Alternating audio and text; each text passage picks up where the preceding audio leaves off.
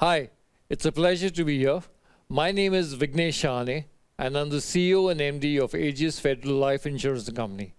Funnily enough, my life has been defined by what I did 35 years ago.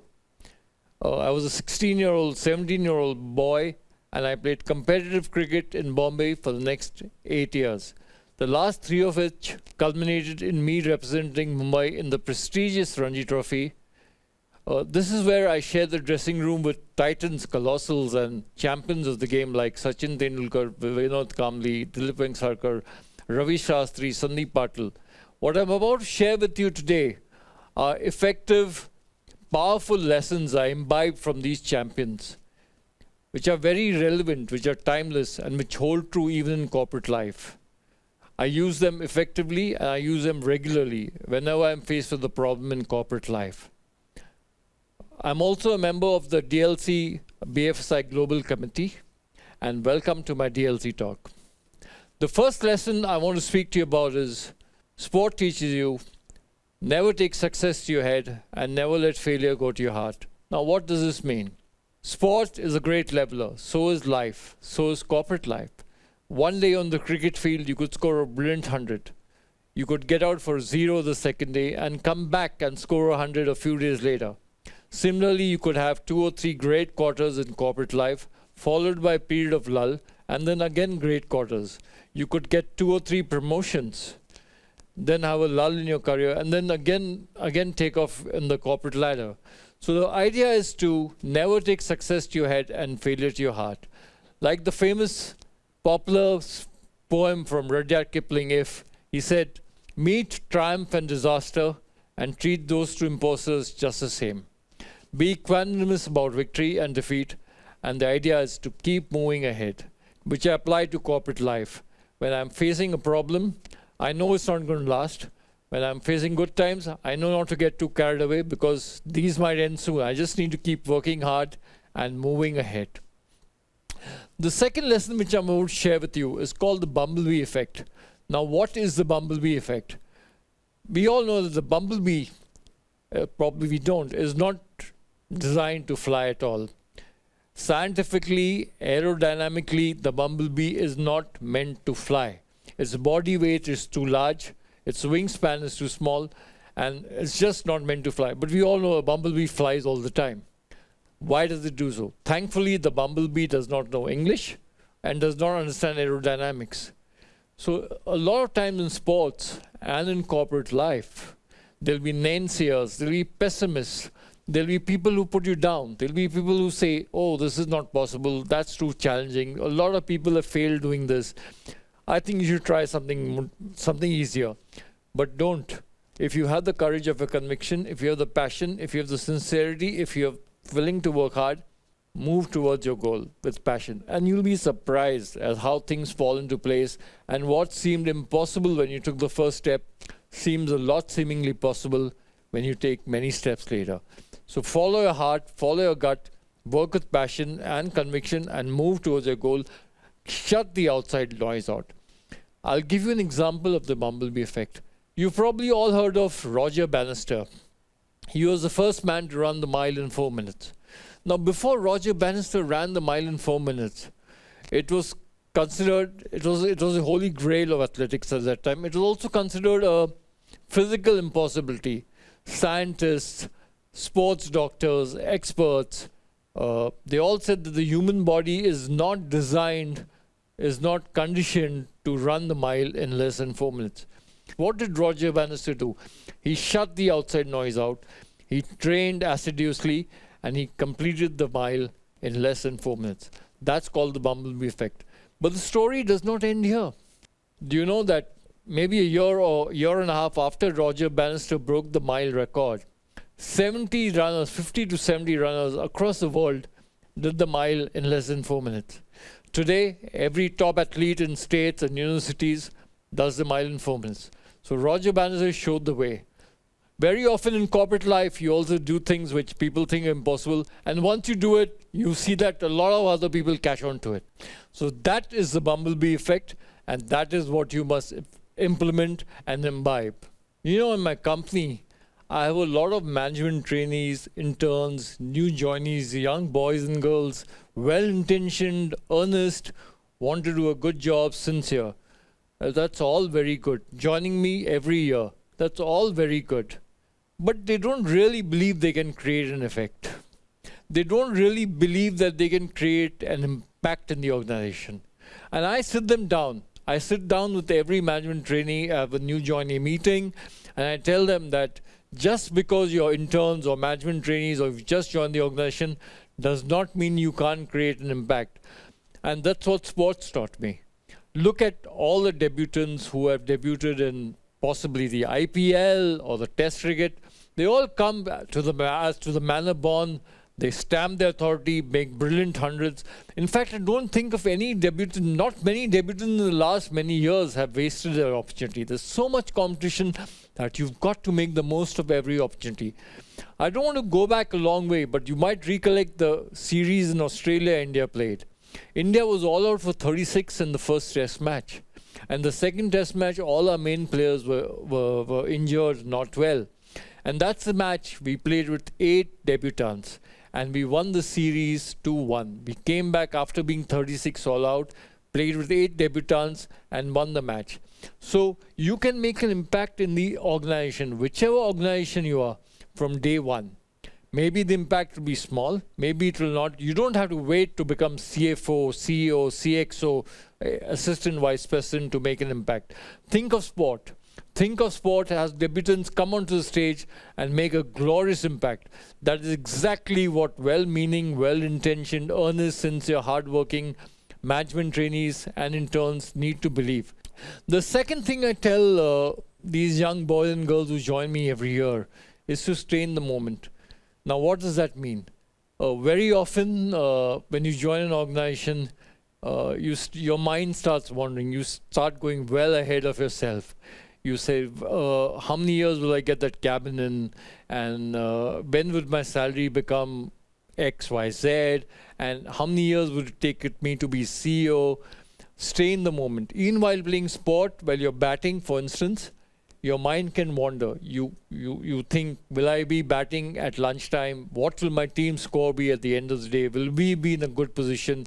Will we be in a winning position? But that's getting ahead of yourself. The most important thing in sport, as well as in corporate, is the next ball. If you don't survive the next ball, it's all over. So there's no point getting well ahead of yourself. The most important thing is the next day, the next ball. The year will go fine if you manage every day. There are 2 counterintuitive things which I tell these young boys and girls. The first thing is, never manage your career. And they all look at me. I say, manage your jobs. Your career is an aggregation of the various jobs you do. If you manage your jobs well, your career is managed. And you don't need to put undue pressure on yourself thinking of when I'll become the CEO or the CFO. You just keep managing your job and your career takes care of itself. The second thing I tell them is don't plan to be CEO. And they look at me again. Say, isn't it good to have ambition? I say, prepare to be CEO. There's a difference in planning. When you plan, you start putting undue negative pressure on yourself. When you start preparing, you take it one brick, one day, one ball at a time. When Sachin Tendulkar started his international debut, he didn't plan to make 100 international centuries by the time he finished at 40. But day after day, test match after test match, one day after one day, he prepared for it. So don't plan, prepare. So don't manage your career, but manage your jobs. Don't plan to be CEO, but prepare to be CEO. And now I come to this lifelong debate on what is important, talent or attitude. According to me, when you reach a certain level in the organization, people have more or less the same talent. And I've seen it for 30 years of my working career. What separates them, what differentiates them is their attitude. This, according to me, is a far more essential attribute to have than pure talent. We see a lot of talented youngsters falling by the wayside, but you see a lot of youngsters with limited talent. And I say limited. And a huge attitude, I mean, a tremendous attitude, who achieve who are the top of the world. You see it all the time on the sports field. Talent and attitude takes a form of IQ versus EQ in the corporate boardroom. When you reach a certain level in an organization, more or less everybody over there around the table has the same IQ. But what differentiates us, and I absolutely mean this, is the EQ. So develop your EQ. Don't depend only on talent or IQ. You need to have the right attitude. And when I say right attitude, I mean humility, the willingness to learn, not being arrogant, not being selfish, and always, always, always respectful to what's bigger than you. That's having the right attitude. Always keep this right and working with passion and working hard. Keep the right attitude. It trumps talent, and start working on your EQ, because in the last mile, when you run the last mile, your EQ is what's going to make a difference, not your IQ. And you can trust me on that. Youngsters who join our company, who are even a few years into the company, make this mistake of thinking they can fly solo. They think that, I've done this course all on my own. I've topped school, I've topped college, I've done these educational qualifications all on my own, and I didn't need any help, and I won't need any help going forward. You can't fly solo in a sports team. You can't fly solo in a company. You have to collaborate. You're only as good as your ecosystem. Your parents, your colleagues, your bosses, your people who report to you, they all create your ecosystem, and they prop you up on their shoulders. You're only as good as the ecosystem. You cannot fly solo. You have to work as a team, within a team, and sometimes in cross-functional teams. Again, if you recollect the South African side of the 90s, they dominated world cricket for almost a decade before Australia took over. But they were a team of no stars. They were a team of 11 people who worked as a team, no stars, and who took on the best of the best. They were 11 hardworking people with the right attitude, and who knew that the whole can always be greater than the sum of the parts. And that's exactly what South Africa did, and dominated world cricket for that long. So don't create a company and don't create a team of stars, but create a team of people with the right chemistry, who can work together and who can move mountains. The next segment is going to be on a few lessons on leadership, on what I learned from the best captains I played under. The first one I want to speak about is engagement. And we've engaged a lot of consultants who measure and the employee engagement in my company and the morale of the company, and they produce a long report at the end of the day. After which they tell me, "Oh wow, Vighnesh, your company is great. I mean, you got an employee engagement of 75%. You're the top quartile. You're one of the better BFSI companies." And I say, "That's very good. That's very good. Thank you for that. It's improved from last year." But then when they leave the room, I think to myself, is 75% engagement really good? Now, I've played sport. 75% engagement in a cricket team means that only 7 players out of 11 want to win and are passionate. 3 or 4 are completely detached and they don't care. Can any cricket team or football team or even hockey team win with 1/4 of their players not engaged? So my message to my HR head and my top team is, let's aim for 100% engagement. That is when we will make the difference. Let's not be happy with 75. I know 100 is probably difficult and idealistic, but aim to get 100% impact. And I always give them the impression that if you are running a sports team with 10 or 11 people, you need all of them to be absolutely engaged. So do not be happy with the 75-80 top quartile engagement or top quartile morale, but you need to ensure that 100% of your employees are coming to your desk every morning wanting to make a difference passionately to the work and to the community around them. That is important. That's an important leadership lesson that sports has taught me. The second equally important lesson that sport has taught me is candor.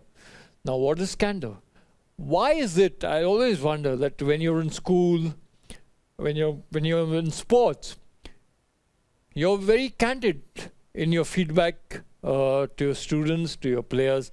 In school, your teacher tells you very frank, very candidly tells your parents, your son's good in Hindi, but he needs to improve in maths, or his handwriting is not good, or he's naughty in class.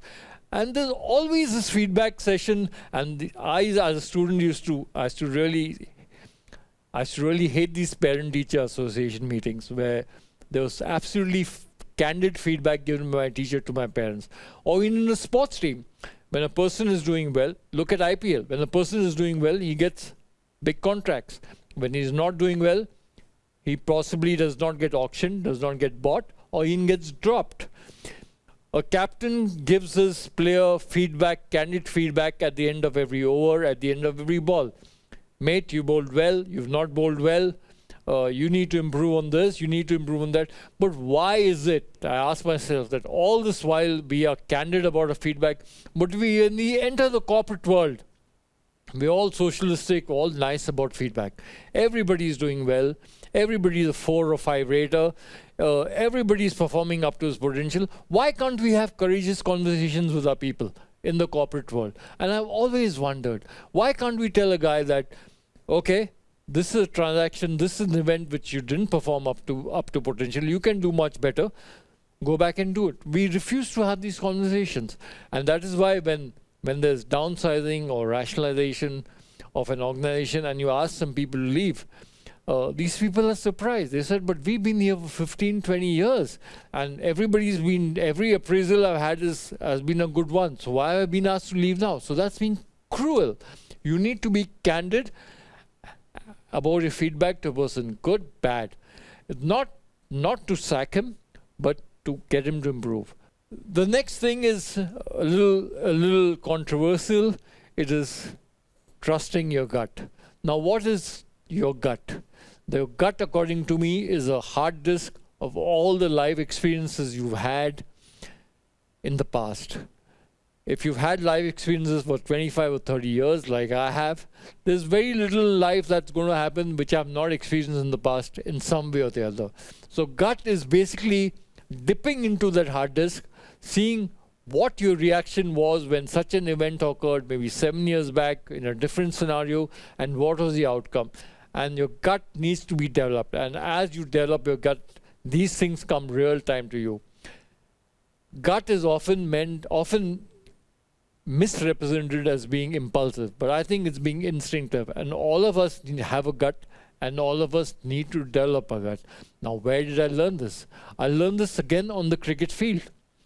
On the cricket field, when you're the captain, when you're the leader of a team, you have possibly one ball or one over or one session or one day, if you have the luxury, to take decisions. You have to take split, quick decisions. You have to trust your gut. You have to develop your gut.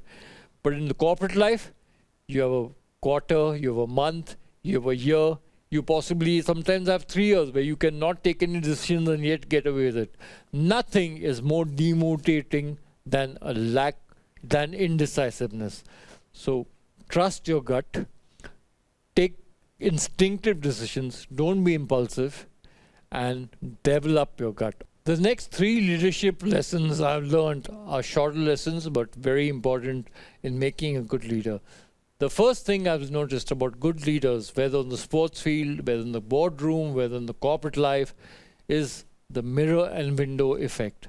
When the team does well, when the company does well, when your cricket team does well, they look in the window. They give the credit to the world outside. However, when the team does not do well, when your company has a bad quarter, when it has a bad year, they look in the mirror. They take all the bullets on their chest. That is one thing about leadership that sports teaches you that should be inculcated in the corporate room.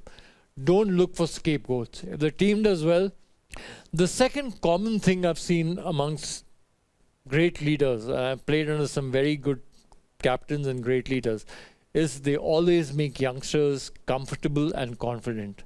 I remember my debut, and I remember how Dilip Sarkar, who was my first captain, for Bombay made me comfortable and confident that I could take on the world. And I know what a difference it made to my performance.